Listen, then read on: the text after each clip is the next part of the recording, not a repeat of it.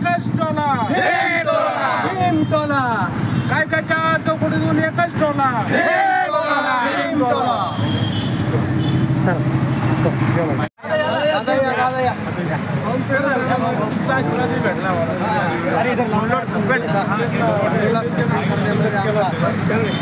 आमचा वाद झाला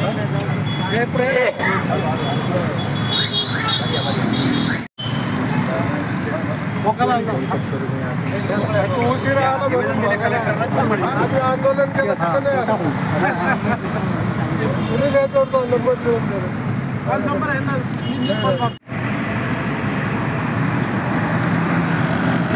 डॉक्टर बाबासाहेब आंबेडकरांचा विजय असो, डॉक्टर बाबासाहेब आंबेडकरांचा विजय असो, छत्रपती शिवाजी महाराज की जय, लोकशाहीर अण्णाभाऊ साठेंचा विजय असो, महात्मा फुलेंचा विजय असो, संविधानाचा सामाजिक संघटनेचा विजय असो, भीम टोला सामाजिक संघटनेचा विजय असो.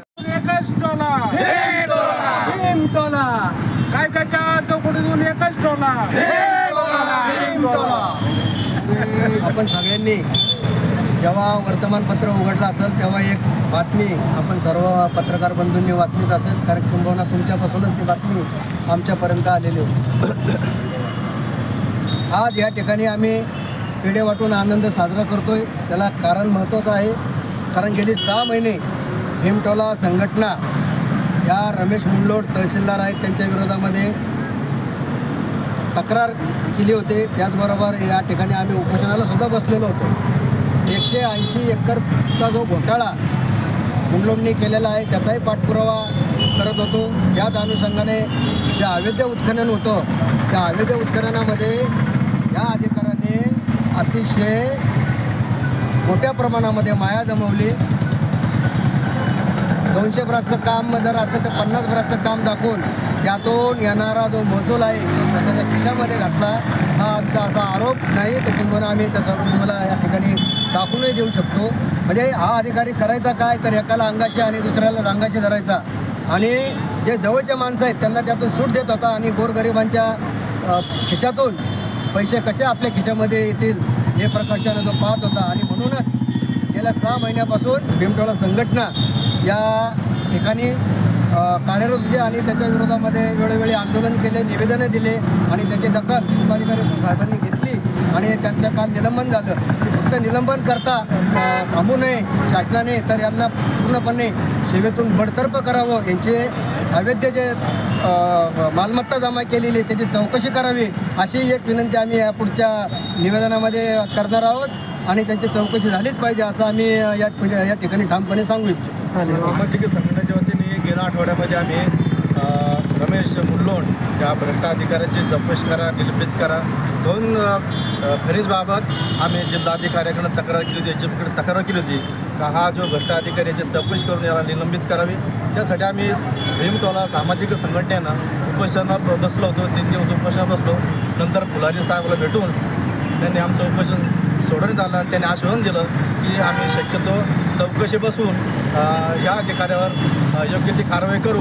त्यानंतर आम्ही ते उपोषण मागे घेतलं. त्याच्यानंतरही भीमटोला सामाजिक संघटनेच्या वतीनं पुढील मंत्रालयात जाऊन त्याचे निलंबन पण याची मालमत्तेची चौकशी व्हावी आणि जे जमिनी संपादन केल्या असतात किंवा भ्रष्ट मार्गाने जमिनी स्वतःजवळ ठेवून घेतल्या असतात याची चौकशी करावी अशी आम्ही महसूल मंत्र्याकडं मागणी करणार आहोत. आज निलंबित झाल्यात पण बडतर्फ करण्यासाठी काय कारवाई बडतर्फ करण्यासाठी येणाऱ्या भविष्य काळामध्ये आम्ही खूप मोठं जन आंदोलन उभा करणार आहोत आणि त्यासाठी सर्व आंबेडकर आणि आम्हाला पाठिंबा दिलेला आहे. काय रोष होता तुमचा त्यांना? आमचा रोष हा होता का भ्रष्टाचारी अधिकारी निलंबित व्हावा आणि त्याची सखोल चौकशी करावी. साहेब आज तुम्ही पेढे वाटप केलं का जिल्हाधिकारी कार्यालयासमोर? काय तुमचं काय विषय होता आणि कसं यश मिळालं तुम्हाला? मागील 6 महिन्यापासून आम्ही संघर्ष करत होतो. रमेश मुंडलोड अत्यंत मुगरूर अधिकारी आहे आणि त्याला वट्टीवर आणण्यासाठी मागच्या 6 महिन्यापासून आमचा संघर्ष चालू आहे. आम्ही विविध स्तरावर त्याचं आंदोलन केलं, निवेदन दिले, पण हा ठिकाणावरच येत नव्हता. त्यामुळे आम्हाला मागच्या आठवड्यामध्ये उपोषणसुद्धा करावं लागलं. अरे कोणी कायद्याला कसा तोडत असत, त्याला ठिकाणावर कसा आणायचं, त्याला भीमटोला कसा द्यायचा हे आम्हाला चांगल्या प्रकारे माहिती आहे.